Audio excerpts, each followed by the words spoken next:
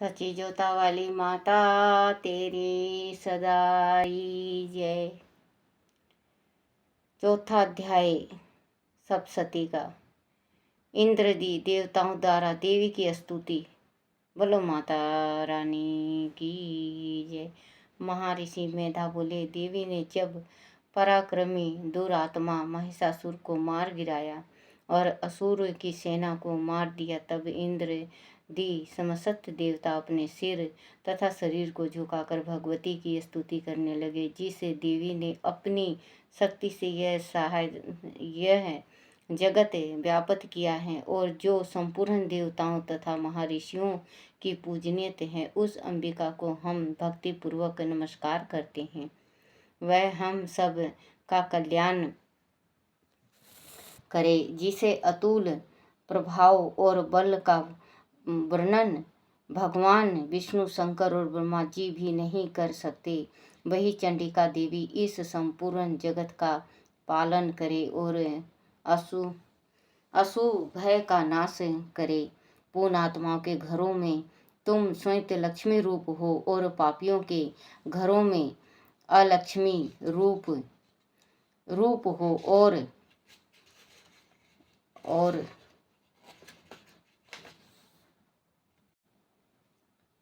और सत्य पुरुष में उत्पन्न होने वालों के लिए तुम लज्जा रूप होकर उनके घरों में निवास करती हो। हम उस दुर्गा भगवती को नमस्कार करते हैं। देवी, इस विश्व का पालन करो। ये देवी, हम तुम्हारी अचिंत्य रूप का किस प्रकार वर्णन करें। असुरों के नाश करने वाले भारी पराक्रम तथा समस्त देवताओं और दैत्यों के विषय में जो तुम्हारे पवित्र चरित्र हैं, उनको हम किस प्रकार वर्णन करें। ये देवी, त्रिगुण आत्मक होने पर भी तुम संपूर्ण जगत की उत्पत्ति का कारण हो। हे देवी, भगवान विष्णु, शंकर आदि किसी भी देवता ने तुम्हारा पार नहीं पाया। तुम सबकी आश्चर्य हो। यह संपूर्ण जगत तुम्हारा ही अंश रूप है, क्योंकि तुम सबकी आदिभूत प्रकृति हो। हे देवी, तुम्हारे जिस नाम के उच्चारण से संपूर्ण यज्ञों से सब देवता तृप्त लाभ करते हैं, वह स्वाहा तुम ही हो। इसके अतिरिक्त तुम पितरों की तृप्ति का कारण हो, इसलिए सब आपको सौधा कहते हैं। हे देवी, यह विद्या जो मोक्ष की देने वाली है, जो अचिंत्य महाज्ञान स्वरूपा है, तत्व का सार को वश में करने वाले, संपूर्ण दोषों को दूर करने वाले, मोक्ष की इच्छा वाले मुनि जन जिसका अभ्यास करते हैं, वह तुम ही हो। तुम वाणी रूप हो और दोष रहित राग त्याग तथा यजुर्वेदों की यम उद्गति और सुंदर पदों के पाठ वाले समवेद की आश्चर्य रूप हो। तुम भगवती हो। इस विषय की उत्पत्ति एवं पालन के लिए तुम वर्ता के रूप में प्रकट हुई हो और तुम संपूर्ण संसार की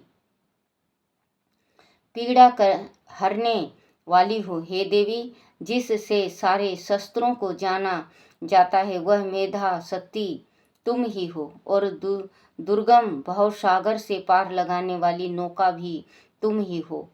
महादेव द्वारा सम्मानित गौरी देवी तुम ही हो। मंद मुस्कान वाले निर्मल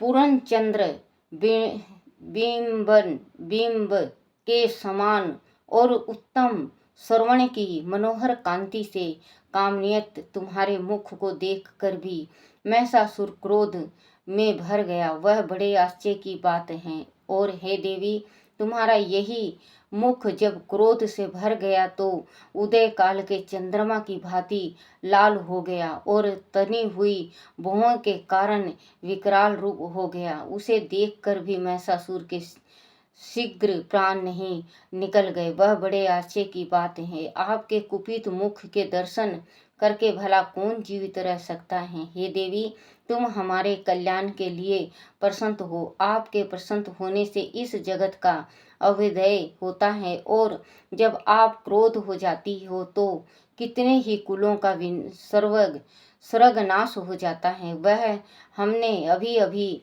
जाना है कि जब तुमने महिषासुर की बहुत बड़ी सेना को देखते देखते मार दिया। हे देवी, सदा अभयदाय प्रताप देने वाली तुम जिस पर प्रसन्न हो जाती हो वही देश में सम्मानित होते हैं। उसके धन यश की वृद्धि होती है। उनका धर्म कभी शीतल नहीं होता है, और उनके यहाँ अधिक पुत्र पुत्रियां और नौकर होते हैं। हे देवी, तुम्हारी कृपा से ही धर्म आत्मा पुरुष प्रतिदिन श्रद्धा पूर्वक यज्ञ करता है और धर्म अनुकूल आचरण करता है, और उसके प्रभाव से स्वर्ग लोक में जाता है, क्योंकि तुम तीनों लोकों में मनोमंचित फल देने वाली हो। हे माँ दुर्गे, तुम स्मरण करने पर संपूर्ण जीवों के भय नष्ट कर देती हो, और शीतल चित्त वालों के द्वारा चिंतन करने पर उन्हें और अत्यंत मंगल देती हो। हे दारिद्र्य दुख नाशनी देवी, तुम्हारे सिवा दूसरा कौन है। तुम्हारा चित्त सदा दूसरों के उपकार में लगा रहता है। हे देवी, तुम शत्रुओं को इसीलिए मारती हो कि उनके मारने से दूसरों का सुख मिलता है। वह चाहे नरक में जाने के लिए चिरकाल तक पाप करते रहे हों, किंतु तुम्हारे साथ युद्ध करके सीधे स्वर्ग को जाएं, इसलिए तुम उनका वध करती हो। हे देवी, क्या तुम दृष्टिपात मात्र से समस्त असुर को भस्म नहीं कर सकती? अवश्य ही कर सकती हो, किंतु तुम्हारा शत्रुओं को शस्त्रों के द्वारा मारना इसलिए है कि शस्त्रों के द्वारा मरकर स्वर्ग को जावें। इस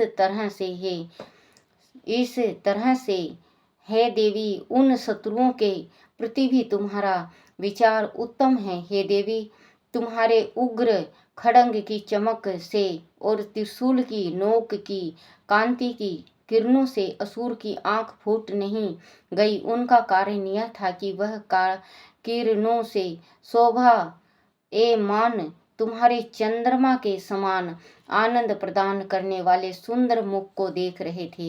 हे देवी, तुम्हारा शील बुरे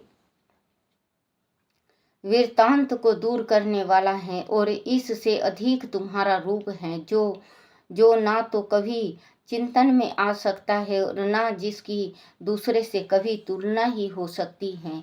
तुम्हारा बल व पराक्रम शत्रुओं का नाश करने वाला है। इस तरह तुम शत्रुओं पर भी दया प्रकट की है। हे देवी, तुम्हारे बल की किस के साथ बराबरी की जा सकती है, तथा शत्रुओं को भय देने वाला इतना सुंदर रूप भी और किस का है। हृदय में कृपाएं और युद्ध में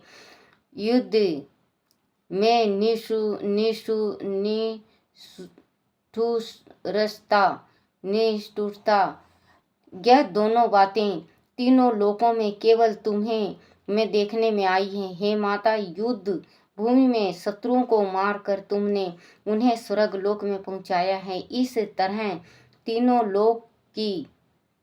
लोकों की तुमने रक्षा की है, तथा उन उत्तम असुरों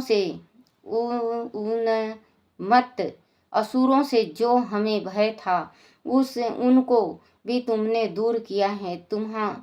तुमको हमारा नमस्कार है।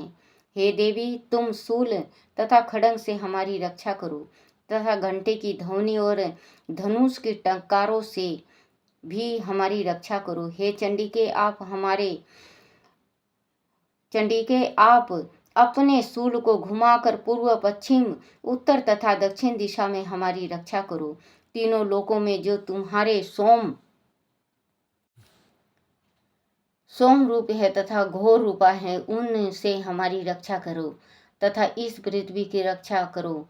हे अंबिके, आपके कर पल्लवों में जो खड़ंग, शूल और गदा और शस्त्र शोभा पा रहे हैं उनसे हमारी रक्षा करो। हमारी रक्षा करो। महर्षि बोले कि इस प्रकार जब सब देवता ने जगत माता भगवती की स्तुति की और नंदवन के पुष्प तथा गंध अनुलेपनों द्वारा उनका पूजन किया और फिर सब ने मिलकर जब सुगंधित व दीप धूप द्वारा उनको सुगंधित निवेदन की, तब देवी ने प्रसन्न होकर कहा, हे देवताओं, तुम सब मुझसे मनोवांछित वर मांगो। देवता बोले, हे भगवती, तुमने हमारी सब कुछ कार्य कर दिया है, अब हमारे लिए कुछ भी मांगना बाकी नहीं रहा, क्योंकि तुमने हमारे शत्रु महिषासुर को मार डाला है। महेश्वरी, तुम इस पर भी यदि हमें कोई वर देना चाहती हो तो बस इतना वर दो कि जब जब हम आपका स्मरण करें तब तब आप हमारी विपत्तियों को हरण करने के लिए हमें दर्शन दिया करो। हे अंबिके, जो कोई भी तुम्हारी स्तुति करे तुम उनको वित्त, समुदाय और वैभव देने के साथ ही उनके धन और स्त्री आदि संपत्ति बढ़ाएं और सदा हम पर प्रसन्न रहें। महर्षि बोले, हे राजन, देवताओं ने जब जगत के लिए तथा अपने लिए इस तरह प्रसन्न किया तो बस तथास्तु कहकर देवी अंतर ध्यान हो गई। हे भूप, जिस प्रकार तीनों लोकों का हित कर चाहने वाली वह भगवती देवताओं के शरीर से उत्पन्न हुई थी, वह सारा वृत्तांत मैंने तुमसे कह दिया है। और उसके पश्चात दुष्ट असुरों तथा शुंभ निशुंभ का वध करने और सब लोगों की रक्षा करने के लिए जिस प्रकार गौरी देवी के शरीर से उत्पन्न हुई थी, वह सारा वृत्तांत में यथावत वर्णन करता हूँ।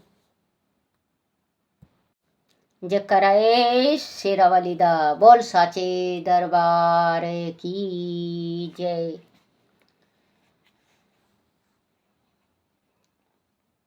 श्री दुर्गा सप्तशती, 5वां अध्याय, देवताओं द्वारा देवी की स्तुति। महर्षि मेधा ने कहा, पूर्व काल में शुंभ निशुंभ नामक असुर ने अपने बल के मध्य से इंद्र का, त्रिलोकी का राज और योगों के भाग छीन लिए और वह दोनों इस प्रकार सूर्य, चंद्रमा, धर्मराज और वारुण के अधिकार भी छीन कर स्वयं ही उसका उपभोग करने लगे। आयु और अग्नि का कार्य भी वही करने लगे और इसके पश्चात उन्होंने जिन देवताओं का राज छीना था उनको अपने अपने स्थान से निकाल दिया। इस तरह से अधिकार छीने हुए तथा देवताओं द्वारा निकाले हुए देवता अपारजित देवी का स्मरण करने लगे कि देवी ने हमको वर दिया था कि मैं तुम्हारी संपूर्ण विपत्तियों को नष्ट करके रक्षा करूंगी। ऐसा विचार कर सब देवता हिमालय पर गए और भगवती विष्णु माया की स्तुति करने लगे। देवता ने कहा, हे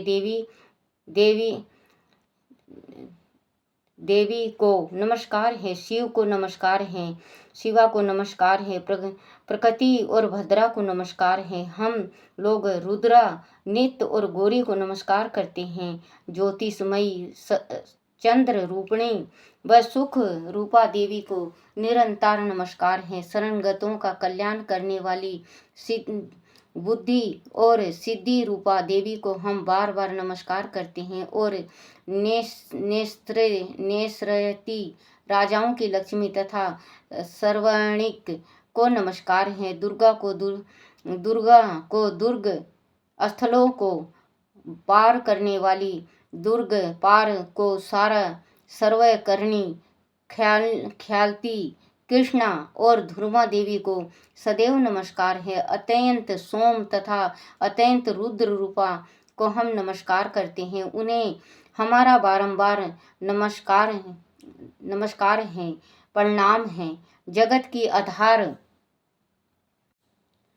आधारभूता कृति देवी को बार बार नमस्कार करते हैं। जिस देवी को प्राणी मात्र विष्णु माया कहते हैं, उनको नमस्कार है, उनको नमस्कार है, उनको नमस्कार है। हे जो देवी संपूर्ण प्राणियों में चेतना कहलाती हैं, उनको नमस्कार है, उसको नमस्कार है, उनको नमस्कार है। जो देवी संपूर्ण प्राणियों में बुद्धि रूप से शीतल हैं, उनको नमस्कार है, उनको नमस्कार है, उनको नमस्कार है। जो देवी सब प्राणियों में निंद्रा रूप से विराजमान है, उनको नमस्कार है, उनको नमस्कार है, उनको नमस्कार है। जो देवी संपूर्ण प्राणियों में सुधा रूप से विराजमान है, उनको नमस्कार है, उनको नमस्कार है, उनको नमस्कार है।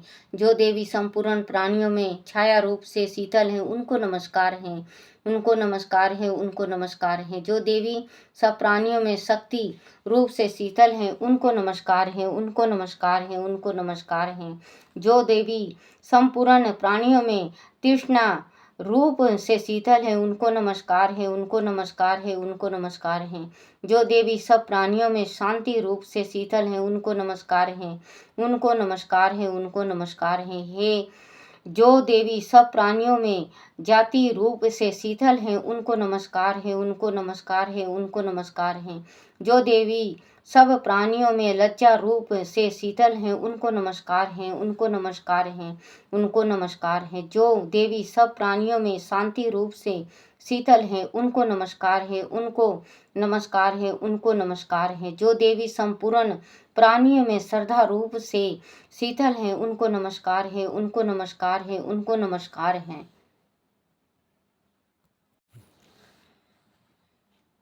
जो देवी संपूर्ण प्राणियों के कांति रूप से शीतल हैं, जो देवी सब प्राणियों में लक्ष्मी रूप से शीतल हैं, उनको नमस्कार है, उनको नमस्कार है, उनको नमस्कार है। जो देवी संपूर्ण प्राणियों में वृत्ति रूप से शीतल हैं, उनको नमस्कार है, उनको नमस्कार है, उनको नमस्कार है। जो देवी सब प्राणियों में समिति रूप से विराजमान हैं, उनको नमस्कार है, उनको नमस्कार है, उनको नमस्कार है। जो देवी सब प्राणियों में दया रूप से शीतल हैं, उनको नमस्कार है, उनको नमस्कार है, उनको नमस्कार है। जो देवी सब प्राणियों में तिष्ठि रूप से शीतल हैं, उनको नमस्कार है, उनको नमस्कार है, उनको नमस्कार है।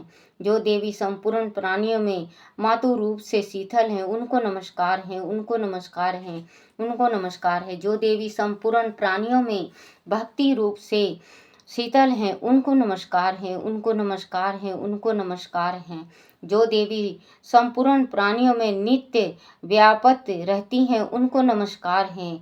जो देवी चेतना रूप से इस संपूर्ण संसार को व्यापत करके शीतल हैं, उनको नमस्कार है, उनको नमस्कार है, उनको नमस्कार है। पूर्व काल में देवताओं ने अपने अभीष्ट फल पाने के लिए जिनकी स्तुति की है और देव राज इंद्र ने बहुत दिनों तक जिनका सेवन किया है, वह कल्याण की साधना भूत ईश्वरी हमारा कल्याण और मंगल करे तथा सारी विपत्तियों को नष्ट कर डाले। असुरों के सताए हुए हम संपूर्ण देवता उस परमेश्वरी को इस समय नमस्कार करते हैं तथा जो भक्ति पूर्वक स्मरण की जाने पर तुरंत ही सब विपत्ति को नष्ट कर देती है, वह जगदम्बा इस समय भी हमारा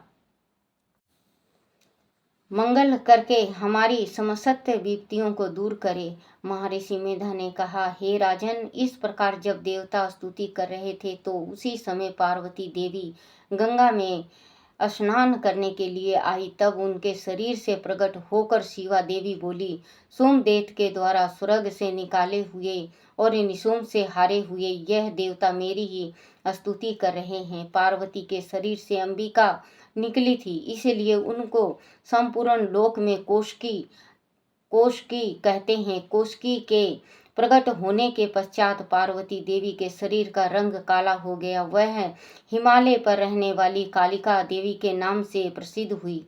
फिर शुंभ और निशुंभ के दूत चंड मुंड वहां आए और उन्होंने परम मनोहर रूप वाली अंबिका देवी को देखा। फिर वह शुंभ के पास जाकर बोले, महाराज, एक अत्यंत सुंदर स्त्री हिमालय को प्रकाशित कर रही है। वैसे रंग रूप आज तक हमने किसी स्त्री में नहीं देखा है। असुर स्वर, आप वहाँ पता लगाएं कि वह कौन है और उसको ग्रहण कर लें। वह स्त्री स्त्रियों में रतन है। वह अपनी कांति से दसों दिशाओं को प्रकाशित करती हुई वहाँ शीतल है, इसलिए आपको उनका उनका देखना उचित है। हे प्रभु, तीनों लोकों के हाथी, घोड़े और मणि इत्यादि जितने रतन है वह सब इस समय आपके घर में शोभामान है। हाथियों में रतन रूप एरावत हाथी और ऊंचे सर्वा नामक घोड़ा तो आप इंद्र से ले आए हैं। हंसों द्वारा जुता हुआ विमान जो कि ब्रह्मा जी के पास था अब भी आपके पास है, और वह महापदा नामक खजाना आपने कुबेर से छीना है। समुद्र ने आपको सदा खिले हुए फूल की किंच लीकनी नामक माला दी है। वारुण का कंचन की वर्षा करने वाला छात्र आपके पास है। रथों में श्रेष्ठ प्रजापति रथ भी आपके पास ही है। हे देवेंद्र, मृत्यु से उत्क्रांतिदा नामक शक्ति भी आपने छीन ली है, और वारुण का पासा भी आपके भ्राता निशुंभ के पास ही है, और समुद्र में पैदा होने वाले सब प्रकार के रत्न भी आपके भ्राता निशुंभ के अधिकार में है, और जो अग्नि में ना जल सके ऐसा 2 वस्त्र भी अग्निदेव ने आपको दिए हैं। हे दैत्यराज, इस प्रकार सारी रतन रूपी वस्तु आप संग्रह कर चुके हैं, तो फिर आप यह कल्याणमयी स्त्रियों में रतन रूप अनुपम स्त्री आप क्यों नहीं ग्रहण करते? महर्षि मेधा बोले। चंड मुंड का यह वचन सुनकर सोम ने विचारा कि सुग्रीव को अपना दूत बनाकर देवी के पास भेजा जाए। प्रथम उनको सब कुछ समझा दिया और कहा कि वह जाकर तुम उनको अच्छी तरह से समझाना और ऐसा उपाय करना जिससे वह प्रसन्न होकर तुरंत मेरे पास चली आए। भली प्रकार समझा कर कहना। दूत सुग्रीव पर्वत के उस रमणीक भाग में पहुंचा जहाँ देवी रहती थी।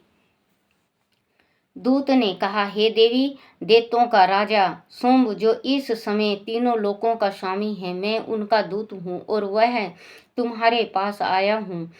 संपूर्ण देवता उनकी आज्ञा एवं सवर से मानते हैं।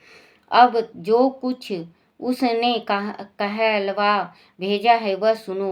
उसने कहा है, इस समय संपूर्ण त्रिलोकी मेरे बस में है और संपूर्ण यज्ञों के भाग को पृथक पृथक मैं ही लेता हूँ, और तीनों लोकों में जितने श्रेष्ठ रत्न है वह सब मेरे पास हैं। देवराज इंद्र का वाहन ऐरावत मेरे पास है जो मैंने उनसे छीन लिया है। ऊंचे सर्वा नामक घोड़ा जो क्षीर सागर मंथन करने से प्रकट हुआ था उसे देवताओं ने मुझे समर्पित किया है। हे सुंदरी, इसके अतिरिक्त और भी जो रतन आभूषण पदार्थ देवताओं के पास थे वह सब मेरे पास हैं। हे देवी, मैं तुम्हारे संसार की स्त्रियों में रतन मानता हूँ, क्योंकि रत्नों का उपभोग करने वाला मैं ही हूँ। हे चंचला कटाक्षों वाली सुंदरी, अब यह मैं तुझे पर छोड़ता हूँ कि तू मेरे या मेरे भाई महापराक्रमी निशुंभ की सेवा में आ जाए। यदि तू मुझे वरेगी तो तुझे अतुल महान ऐश्वर्य की प्राप्ति होगी। अंत तुम अपनी बुद्धि से यह विचार कर मेरे पास चली आओ। महर्षि मेधा ने कहा, दूत के ऐसे कहने पर संपूर्ण जगत का कल्याण करने वाली भगवती दुर्गा मन ही मन मुस्कुराई और इस प्रकार कहने लगी। देवी ने कहा, हे दूत, तू जो कुछ कह रहा है वह सत्य है, और इसमें चित्त मात्र भी झूठ नहीं है। शुंभ इस समय तीनों लोकों का स्वामी है और निशुंभ भी उसी की तरह पराक्रमी है, किंतु उसके संबंध में मैं जो प्रतिज्ञा कर चुकी हूँ उसे मैं कैसे झुठला सकती हूँ। अंत तू मैंने जो प्रतिज्ञा की है उसे सुन। जो मुझे युद्ध में जीत लेगा और मेरे अभिमान को खंडित करेगा तथा बल में मेरे समान होगा, वही मेरा स्वामी होगा। इसलिए शुंभ अथवा महापराक्रमी निशुंभ यहाँ आवे और युद्ध में जीत कर मुझसे विवाह कर लें। इसमें भला देर की क्या आवश्यकता है। दूत ने कहा, हे देवी, तुम अभिमान में भरी हुई हो, मेरे सामने तुम ऐसी बात ना करो। इस त्रिलोकी में मुझे तो ऐसा कोई दिखाई देता नहीं जो कि शुंभ और निशुंभ के सामने ठहर सके। वह देवी, हे देवी, जब अन्य देवताओं में से कोई शुंभ व निशुंभ के सामने युद्ध में ठहर नहीं सकता, तो फिर तुम जैसी स्त्री उनके सामने रणभूमि में ठहर सकोगी। जिन शुंभ आदि असुरों के सामने इंद्र आदि देवता नहीं ठहर सके, तो फिर तुम अकेली स्त्री उनके सामने कैसे ठहर सकोगी। अंत तुम मेरा कहना मानकर उनके पास चली जाओ, नहीं तो जब जब वह तुम्हें केस पकड़कर घसीटते हुए ले जाएंगे तो तुम्हारा गौरव नष्ट हो जाएगा। इसीलिए मेरी बात मान लो। देवी ने कहा, जो कुछ तुमने कहा ठीक है। शुंभ और निशुंभ बड़े बलवान हैं, लेकिन मैं क्या कर सकती हूँ, क्योंकि मैं बिना विचारे प्रतिज्ञा कर चुकी हूँ। इसीलिए तुम जाओ और मैंने जो कुछ कहा है वह सब आदर पूर्वक असुरेंद्र से कह दो। इसके पश्चात जो वह उचित समझे करें। जय करे शेरावाली दा, बोल साचे दरबार की जय। जय करे जोतावाली दा, बोल साचे दरबार की जय।